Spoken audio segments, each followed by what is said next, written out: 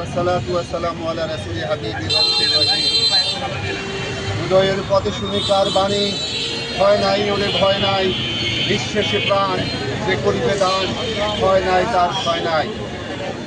একজন সাংবাদিক, দেশ এবং জাতির সংস্কারক, দেশ এবং জাতির সমস্যার সমাধানের একজন আবিষ্কারক, একজন সংবাদ কর্মীর তার পেশাগত দায়িত্ব পালনে বাধা দান করা মানে গণতন্ত্রের মাইকটা খুলে চেপে ধরা, সত্যকে থামিয়ে দেওয়ার চেষ্টা। আমরা যে বিষয়টা জানতে পারলাম, আমাদের পেশাগত সাংবাদিক জসিমউদ্দিনের পেশাগত দায়িত্ব পালনকালে তাকে গাজীপুর জেলা বার অ্যাসোসিয়েশন অর্থাৎ প্রশাসন এবং জেলা প্রশাসন কার্যালয় এবং আইনের যে কার্যালয় অর্থাৎ আদালত প্রাঙ্গণ এলাকায় একজন সংবাদকর্মীকে তার পেশাগত দায়িত্ব পালনে তাকে বাধা দান করা। যারা এই কাজটি করেছেন তাদেরকে আমি আন্তরিকভাবে ঘৃণা এবং ধিক্কার জানাই। কারণ যারা সত্যকে থামিয়ে দিতে চায়, যারা সত্যকে থামিয়ে দিতে চায়, দাবিয়ে দিতে চায়, তারা আসলে সত্যকে ভয় পায়।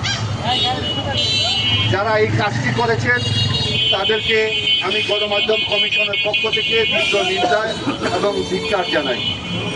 সুষ্ঠ ঘটনার সুষ্ঠু সমাধান করবে আমি যে কথাটুকু বলতে চাই, আগামী 24 ঘন্টার ভিতরে যেহেতু আদালত প্রাঙ্গণ এবং জেলা প্রশাসক এবং সর্বোপরি গুরুত্বপূর্ণ স্থান, সেখানে নিরপেক্ষ তদন্তের মাধ্যমে ঘটনার সুষ্ঠু সমাধানে প্রশাসন ভূমিকা রাখবে সেটা প্রত্যাশা করছি।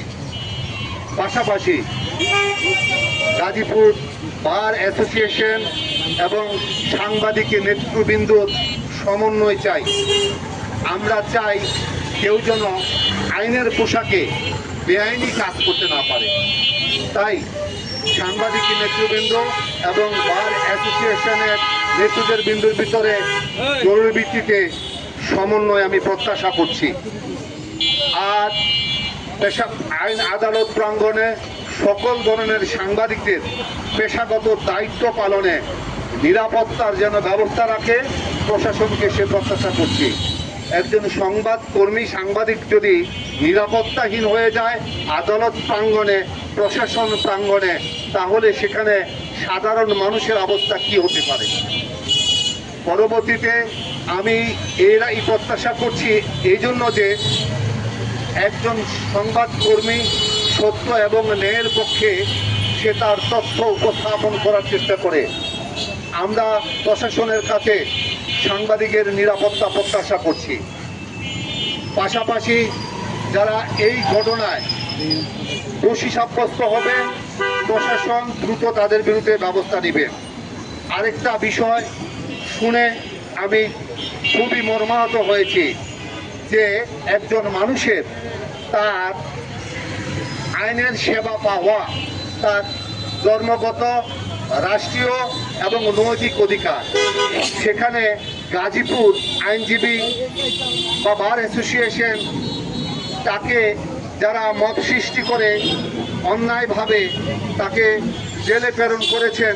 তো আমি মনে করি যারা প্রশাসন যারা এই ধরনের মামলা নিয়েছে, প্রশাসনকে অধিক, যেহেতু সাংবাদিক সেখানে অধিক তদন্ত করে এই বিষয়টা মামলাটুকু দেখা উচিত ছিল। বিষয়টি যেহেতু সাংবাদিক সংশ্লিষ্ট স্পর্শকাতর, আমি মনে করি এটা কি প্রশাসনের দায়িত্বহীনতার ভিতরে পড়ে না? আমি মনে করি যারা আইনের ধারক এবং বাহক প্রশাসন, তাদেরকে অবশ্যই সাংবাদিক সংশ্লিষ্ট বিষয়ে অধিকতর মনোযোগী হওয়া প্রয়োজন। আমি আবারও আইনজীবী এবং বার অ্যাসোসিয়েশন বা সমিতির যারা দায়িত্বে আছেন তাদেরকে অবশ্যই আপনাদের বিবেকের সদয় অবগতির জন্য, বিবেকের সদয় অনুভূতির জন্য জানাচ্ছি। একজন মানুষের আইন পাওয়া, জামিন পাওয়া, আইনের বিষয়ে লড়া তার নৈতিক অধিকার। আপনারা যদি এই একজন মানুষকে আইন থেকে বঞ্চিত করেন, আপনাদের বিবেকের কাছে আপনারা প্রশ্ন করেন, আপনারা কতটুকু দায়িত্বশীলতার পরিচয় দিচ্ছেন। আমরা চাই মানুষ ডাক্তারের কাছে যাবে তার চিকিৎসা সেবার জন্য, সেখানে যদি ডাক্তার প্রতি নির্যাতিত হয় মানুষ কোথায় যাবে? একজন মানুষ আইনের সেবার জন্য যদি লয়ারের কাছে যায়, আইনজীবীর কাছে যায়, তারা যদি আইনের পোশাকে বেআইনি কাজ করে মানুষ কোথায় যাবে? আমি